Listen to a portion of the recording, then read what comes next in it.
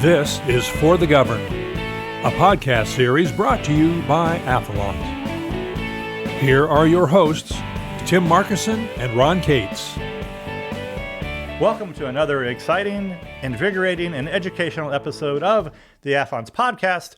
I'm Ron Cates. Joining me as always is Tim Markison, the CEO and founder of Athalonz. Today's subject is future visioning. Tim, you're a grandfather. I am. And I'm older than you, and I'm not a grandfather, but you are a grandfather. I have one 2.5-year-old That counts. granddaughter, and she is awesome. And then but that gets me thinking about, what's her future going to look like? And, with the years I have under my belt and the experiences I have, it really makes me want to think about, it forces me to think about big picture things. So what's her future going to look like? What's her kids' future going to look like and beyond?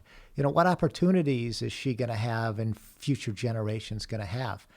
And it's kind of disturbing because I know when I was a kid, it was always just assumed that the next generation would have a better life than the previous generation.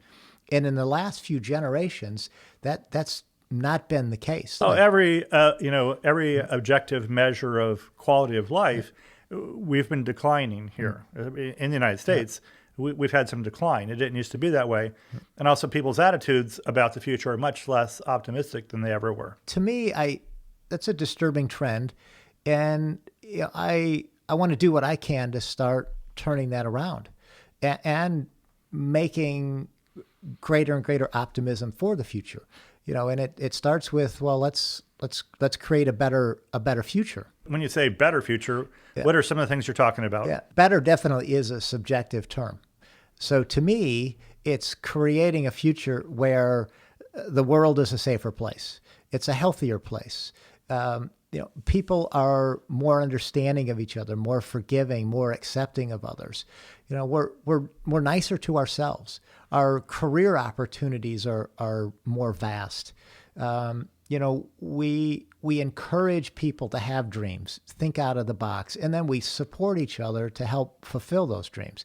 And, the dreams may not lead exactly to where we dreamt they would, but they lead us in a path that takes us to the next dream and then to the next dream. And as long as there's dream and hope, there's energy in the soul for the individual to work to make a better life, to help contribute to others. So to me, that's what I mean by a better future. Okay, this is a pretty grand plan. Yeah. Some people would call it, it's pie in the sky. Mm-hmm. So where do you start on making something like this happen? Yeah, so this is the start. We just start talking about it, asking the questions of people that we know, what would make a better future for you? What kind of future do you want for your children, grandchildren, and generations to come? What opportunities would you like them to see available? So the more we can start talking about it and figuring out, what would that picture look like? Well, then we can start planning for it. And that's the future visioning, is like, what do we want the future to look like for generations to come? So it seems to me that we've gotten far away from that train of thought, that process of thought, because everything's so focused on right now, or 2 years from now. CEO, I'm going to be in here for a couple of years, or politicians only going to be in a few. I mean, do you agree with me there? Yeah. So I think there's a lot of we're focused on the now and more immediate gratification. So, another way to put it is it's me, now. And I think it's part of the way our society is set up. And it's in the corporate world, like you said, where, as a startup, and, this is based on my experiences with working with companies for the last 30 plus years. From the startup, they're focused on, okay, we got to get the product done, which is, 2 to 3 year thinking. And then, okay, now that we got the product going, let's get to cash flow positive. Okay, now let's get to the next step, then the next step. So everything is compartmentalized in those type of timeframes. And then once the company becomes successful, I've seen it happen to so many of my clients. Then it's like, okay, well, the board's like, hell, well, you know what? We need to bring people in that's run big companies before. So then they bring in a whole new executive team, and they're all based, they all have a 3 to 5 year contract. So anything beyond the extent of their contract doesn't interest them, because most of those contracts have a bonus package where, it's the performance that they create while they're in those positions. So, like I said, anything that's beyond that, it gets deprioritized to the point where they don't even think about it. And often that short term, what it took to get that short term bump doesn't play out in the long run. Right. That actually works to the detriment of long term greater success. And they couple that with public companies having to answer to their shareholders, and it's quarterly reports. So we have to do everything in a quarterly report so that we have a good quarterly report so our stock holds its price or increases. So you couple that with the executive team, and things down the road don't matter. And I had mentioned that I've worked for Motorola, so I've kind of followed them over the years. When the Galvins, Bob and Chris, were running the company, they always talked about, what's this company going to look like 5 years, 10 years, 20 years, 50 years from now? And then when the board decided that Chris Galvin wasn't the right person to run that company, they brought in outsiders to run the company. And within 3 years, well, a little bit longer than that, I forget the exact time frame, but Motorola, the company that created the cell phone market and dominated in the 90s, in the mid 2000s was a marginal player. And then by around 2010, they sold that business off for just those reasons, because everything was short-sighted in the management team, and they lost the vision that the Galvins brought to the table in creating Motorola and got them to that peak in the 90s. What about in the world of government and regulation? How does that sometimes work against us? You gave me a great example once of about roads. I know you've got others. Yeah. So, as you mentioned, the politicians, they come up for election every 2, 4, or 6 years.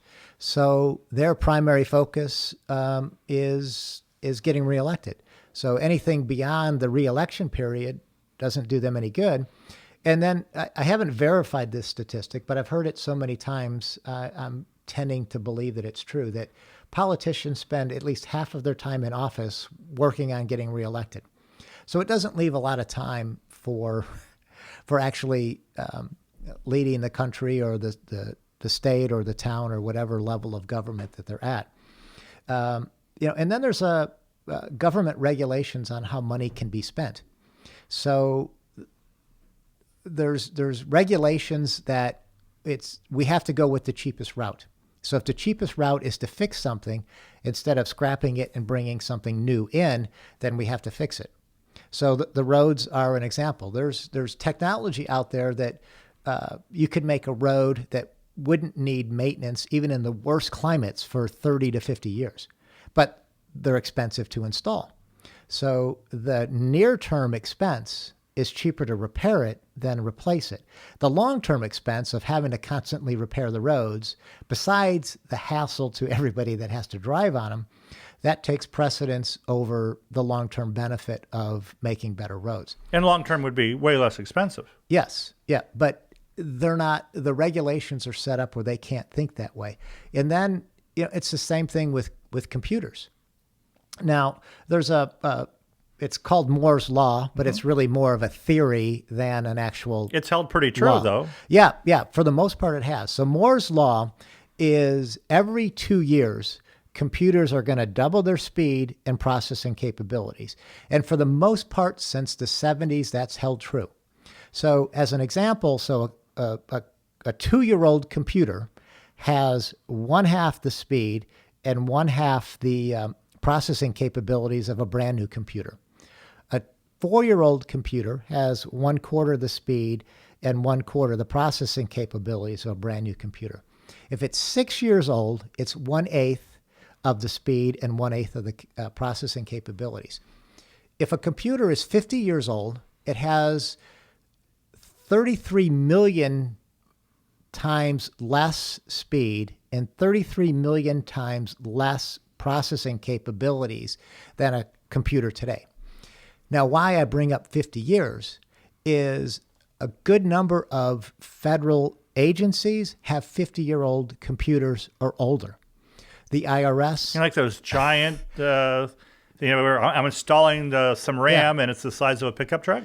Yes. Yeah. So they're traveling wave tubes. So instead of the little ICs that you see in computers now, they're actually the glass bulb tubes that are doing it. And then the software's old. So it's just this kludged system because it's cheaper to modify and upgrade in quotes, the old system than to replace it with a new. And yet you've got the IRS, defense system, and others that are using 50-year-old computers. That's frightening. So the inefficiency is insane, but it's not future visioning. It's like, okay, well, all I can spend is this year, and it's cheaper to repair a 50-year-old computer than buy a new system. And God forbid I be the one that goes to the public and says, okay, we need to spend 10 times as much this year on our computers so we can get a whole new system, even though that'll make what we do 33 million times more efficient than using a 50-year-old computer. They don't do it because it's not future visioning and it's not in the personal best interest of those people that are trying to get reelected. That's insane and incredibly frightening. It's frustrating. And and that's why we're talking about it. And I know, you and I aren't the only ones with these thoughts because I've talked with people about this, but I want to start bringing more awareness, more talk about it so that we can start to work together to come up with, what should the future look like, and then start planning and acting towards it. There's an old adage that if you fail to plan on failing. That's kind of the mode we're in. We really don't have a future vision plan for the country, for the world, for businesses. It's all short-term thinking and, what's best for me now. And what's best for me now really is what's best for the world in the long run. Because, okay, today, well, look at all the chaos that's going around the world. We're at the... Well, today that we're filming this or recording this is February 19th. Most of the country's been in this polar vortex and the chaos that's going on in Texas.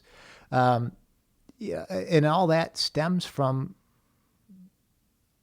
not looking to the future and what's best in the moment, because when they deregulated all that stuff, it was best in the moment for a handful of people. And it was all about doing it as cheaply as possible. Yeah. As opposed to something that's sustainable. Yeah. Weatherizing would cost money. Yeah. Well, not weatherizing is costing lives. Yeah. And it's ridiculous. Yeah. It was incredibly foreseeable, but it was down the road too far to worry about today. Yeah. Yeah. That's not my problem because it's outside my time frame of what I can control or what I'm allowed to do or what I feel comfortable doing. And, and I think as we have more dialogue about this, and what really becomes clear of what do we want for our future, I don't think anybody, regardless of race, religion, political beliefs, wouldn't want a safer, healthier world for our children and grandchildren to grow up in. So to me, this is non-racial, apolitical. This is just humankind. What kind of future do we want to create for generations to come?